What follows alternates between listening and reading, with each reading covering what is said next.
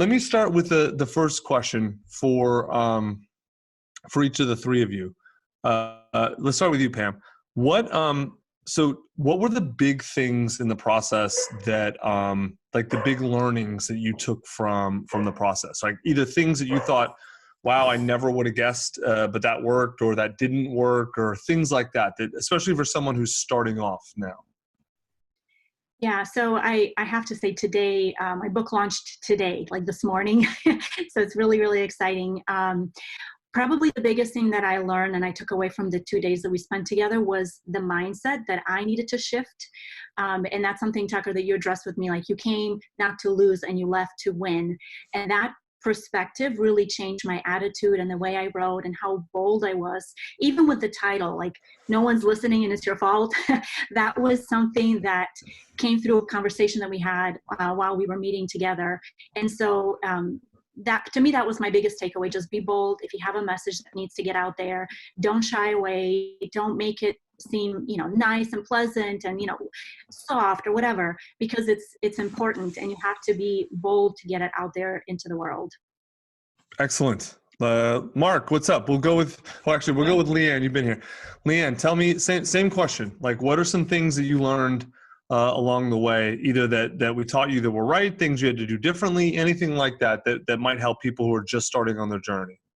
Yeah, I think the process that Scribe teaches gave me the confidence to move forward. I had wanted to write my own book. I was going to do it self-published.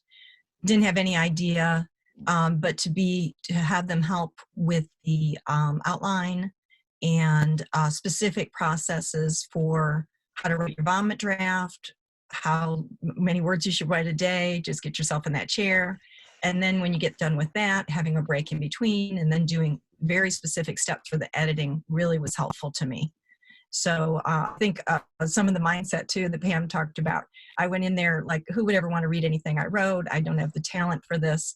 And you guys said you're not going to let us publish a bad book. So that was enough to give me the confidence to move forward. And it's the best thing I ever did.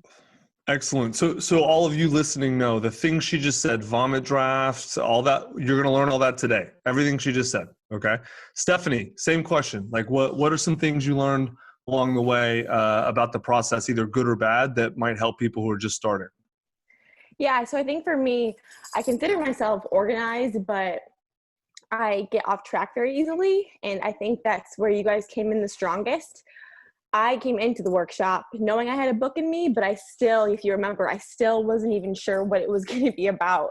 I knew what it was going to be, and you guys really dug it out of me. And the structure that the entire process gave me, if I didn't have that, all the PDFs, all the online resources, all the connections, all the community things, if I didn't have that, I would have never finished it. But I think my biggest piece of advice was just to stay on track. Like, even on, I know this might sound like insane, but even on vacation, like, I hit 250. It became a habit. It felt wrong when I didn't do it. So just really taking advantage of all the resources you gave us, that was the biggest part for me. Yeah. So by the way, 250, what she's talking about, we're going to teach you that today. Okay.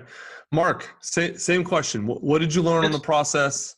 What helped you? The Mexican lunch we had was great. But see, that's the workshop. These people aren't in the workshop, man. So tell them about lunch isn't going to help them. All right. Sorry. The things that helped me the most that I got from you were certainly, I write all the time, so it was a little different. It wasn't a task to write. I'm writing and teaching and doing workshops and all that. What helped me was the focus. I mean, a couple of things that you said. Creating an avatar was fantastic because I coach a lot of different songwriters. Picking one avatar and pointing everything right at them made a whole lot of difference. The other was to share stories, the value of stories, because I had a lot of those. So writing the book became a balance of information pointed at a specific type of songwriter mixed with stories that illustrated, do's and don'ts. Excellent. So Jeremy just asked a really good question. If you were to go back to day one and do this again, what would you do differently? So let's go the same order. Pam, if you were to start again now, knowing what you know now, what would you do differently? Yeah, so I ended up writing the book in 1 month. Had I and then I edited for 3 months. I think I didn't understand the editing process. Had I known that, I probably would have just taken more with the writing piece, because the editing was a beast. It was needed, it was important, but I was, very glad to get it done. Okay. Leanne, what would you do differently knowing what you know now? I'm actually started on my second book, which you told Oh, us in nice. the shop. You told us a lot of you were going to write a second book, and I thought never. So I'm being better and more disciplined this time. I was not always good on the 250 a day. I tended to be sort of a binge writer, which worked out for me. So the whole writing process from start to me submitting it after editing was 7 months. Publishing process 4 months. So in less than a year's time, I had a published book, which was wonderful. But this time I'm forcing myself to sit down and do those 250 words, because as Pam said, the editing process can be pretty painful. So I think a little every day rather than a binge would have made it a little easier for me. Excellent. Stephanie, if you were starting again today, what would you do differently? Honestly, I want to say nothing because it all worked out so well. But if I had to pick something, I think it would be remembering to not go back and reread stuff before I'm supposed to. I did that a lot to refresh my memory, and then I would end up spending an hour reworking something when, like you always say, that was a problem for the later me. I shouldn't have dealt with it then. So I think for book number 2 for me, I'm just going to keep going and not look back and get tied up on other things, because that kind of did slow me down a bit. Yeah, so she's talking about vomit draft stuff, which again, we're going to teach today. So Mark, if you start again today, what would you do differently? I hate to cop out on this question, but I don't think anything. I mean, I went in kind of knowing, what type of book I wanted, and you guys were able to distill it for me. I don't think I could have gone with any preconceived notions, done anything differently. It was just a great process to me. So Tucker, JP had a good question, which was, what have your all's champagne moments been, or what's been your favorite thing that's happened? Yeah, because all of your books are out, and even though Pam's dropped today and Dinesa's dropped today too, who just joined us, what have been your favorite moments? Mark, yours has been out the longest. So tell me what your favorite moments have been. They go from like actually getting your book in hand, which was fantastic for sure. But for me, at each one of the things we talked about trying to do, like creating an expert status, I started getting sponsorships through musical companies because of the book, because of the expert status. So I started adding workshops. I picked up a publisher in Germany to do a book tour through those countries. There have been some huge moments created by the book for sure, because I'd been doing what I do for years, but this picked it up to a different level that I was really shooting for, the expert status, where it opens up more sponsorships and more work, different kind of work. Yeah, no, I've seen you've been posting all kinds of pictures, man. You've been doing all kinds of stuff since your book come out. It's pretty cool. Thank you. Because of the book. Great. Yeah. And Mark, Leanne, just real quick, Mark, did you expect any of that to happen? Yes. I mean, that's a hard question. I was certainly envisioning that, hoping for that, but it was a really smooth road from the time it came out to dealing with the things I wanted to deal with, creating workshops, being able to up my fee for them, more clients because of the book. All that's what I was hoping for. And it did line up and is still lining up. So it was great. Been great. Excellent. Leanne, tell us about what have been your favorite moments since it came out?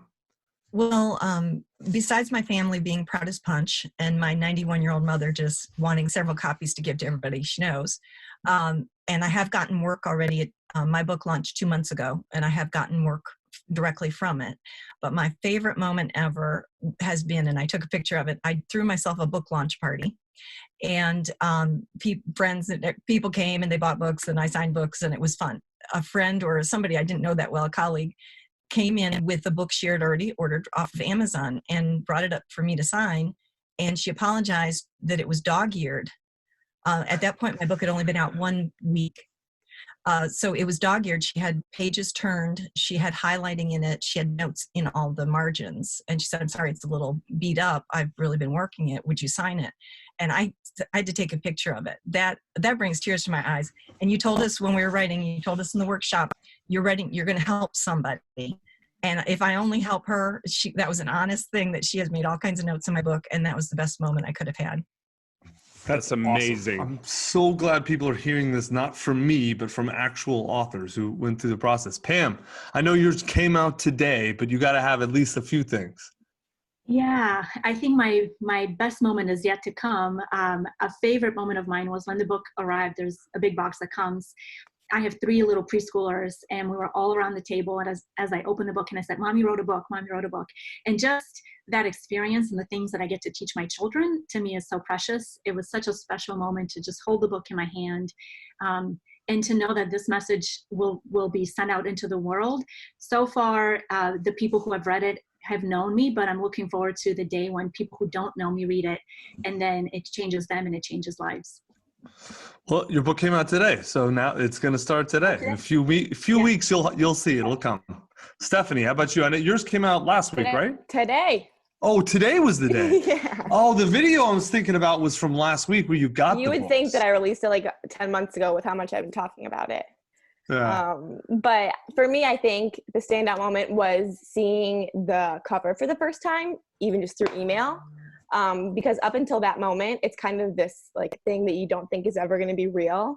And then when you see the cover and the team does amazing work, it was spot on, crazy. That was really incredible. And I think for me too, I created a book launch team. I work in the social media space, and I've created the community with a bunch of girls. So I picked 25 women to read it before everyone else digitally, and collecting their testimonials and hearing how it impacted them, that made it all worth it. And that's why I did it 100%. That's amazing. So a lot of people are asking for you guys to show your books. Let me get Danessa's questions, and then we're going to go around and you guys can talk about your books for a little bit before we end. Okay. Danessa, you came on a little late. I want you to answer the same question everyone else did. What are some things that you learned along the process that might help people who are starting today, the same, because they're going through the same process. You just went through the workshop and they didn't. And then also, if you were starting again today, what would you do differently? Oh, those are great questions. So the first, and I know, Tucker, that you will tell people this, but sometimes it helps to hear from someone other than Tucker. Just do what he says on the day he says it. Don't worry about the thing later, the thing beyond. I think Tucker and I have an chain, X number of messages long with me being like, but what about? And him being like, shut that shit down. Don't talk about that now. So do it. Like, just worry about what you're supposed to worry about that day. I cannot believe in the amount of things I had going on this year that I wrote a book. And the only way I did it was by doing my kind of low word count, 1 hour a day, and then I'm doing something else. And I am an overachiever. I overthink things. I was pretty sure that Tucker probably didn't know how it would work for me, and I was wildly and totally wrong. So that was the first thing. Just do what they say. They published a bunch of books. They know what they're doing. The second is what I wish I'd known. It would have been great to know a global pandemic was coming. Kind of worked. Outside of that, I think what I wish I'd known was how well this would refine my own point of view in my business as well. So that was sort of a happy accident for me, is as part of this process, I am really clear on what I sell that is different than what other people are selling and the value that has. And that was sort of an added extra bonus. And I think if I'd known that at the beginning, I might have been watching for ways to shape that or ways to think about that. So an example is I redid my website early in the book writing process. Man, if I'd been paying attention to the evolution there, it would have been a little more tailored to the that I'm living out now. Yeah, no, that's a fantastic point that I'm going to make later on, but I want to really emphasize this for everyone listening. Writing your book is a forcing function to make you think clearer about what you already know. right? Even if you know it all about what you know I'm talking about, it forces you to be able to articulate it to others in a much clearer way, which is sort of an added benefit that honestly we don't talk enough about in our sales stuff, but we really should. All right, so as a thank you to all of you, because a bunch of, go ahead, sorry Pam, yes please. I just want to also say the same exact thing for me. On day 2 is where I developed the model of what I actually do in life. And so it was really fascinating, like when you sit down and you start writing it, to realize I had it all in my head and I just hadn't been forced to put it all on paper and to articulate it in a way that's going to resonate and to create a model that fits. So I'm extremely grateful because I didn't expect it. That was a total surprise. And when it happened, it just brought the whole book together. All right, so we've had a bunch of people ask for info and links to your book. So here's what we're going to do. Just a few seconds apiece. We'll start with Leanne. Hold up your book, talk about what it's about. And then Taylor, can you be on Amazon in the background? Taylor and let's say Vanya, both. Look up the book, post the Amazon link in the chat so people can go to the book. Go ahead, Leanne, please. All right, mine's called The Engagement Ring, Practical Leadership Skills for Engaging Your Employees. And it's a step-by-step guide that will train basically you to be a good leader. My avatar is a newly promoted manager, supervisor, or even a business owner, helping them transition from a technical role to a leadership role. Because if your employees are engaged, you're a good leader, and it kind of goes together.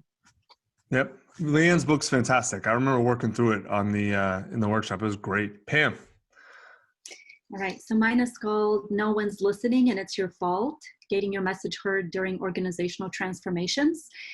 It is a book that helps leaders, anybody who is in an executive role or a director or a manager who's leading a large transformation, very relevant right now, and it provides a model and a process to help them understand that with the proper process, change is not hard, and that's what it's about. Awesome. All right, who's Stephanie? Mine is called The Next You, and basically I would say this is for any woman through any walk of life, a woman that is feeling held back by insecurities. Each chapter is a different insecurity that I myself had to push through and work through to ultimately live the life that I want to live, career-wise, relationship-wise, personal life, mental health. I give tactical ways to push through those insecurities. That's The Next You. Excellent. Mark. Yeah, mine is it's called Song Journey. Let me show you something because it's kind of fun. Tucker's maybe seen this, but this is one reward of this process. Can you guys see this? This is people all over the world with the book, from Nigeria to Nashville. Oh, there we go. Yeah. Yeah. Wow. It was a fantastic byproduct. I've asked everybody that bought it to take a photo with it and send it to me. So they literally are from everywhere from Africa to where I am, all over the world. I don't have the book in here. Oh, here I do. I guess I can show you the cover this way. That'd be awesome if you don't have a copy of your own book. You're selling too many. I do. That's right. You've got the framed cover. Yes, you do. You get sent that by Scribe when you finish. I love that cover. It is a great cover. Yeah. And my book is about, it actually started, one of the things, I'll be quick, but Tucker mentioned, was a friend of yours that wanted to write songs and didn't know how to, and any access to anybody that's ever done it. It's for people who are learning to do it, to get better. And it's a lot of stories of my own journey, learning these things, making mistakes, making successes. It's to give people an inside look at this whole industry and how to do this. Cool. Danessa, wrap us up. So my book is Naked at Work, A Leader's Guide to Fearless Authenticity. And I'm an executive coach. And what I realized is that most people have the same story or a version of the same story in their head about not being enough, or they've screwed something up before, or they're probably going to screw it up again. And so I wove together the research on leadership and authenticity, made the case for it, stories from hundreds of my clients, and then my own story about a number of times I've been face down and tried to make it work as a guide to leaders for being their authentic best selves. That is awesome. Thank you, all 5 of you, for showing up and helping out.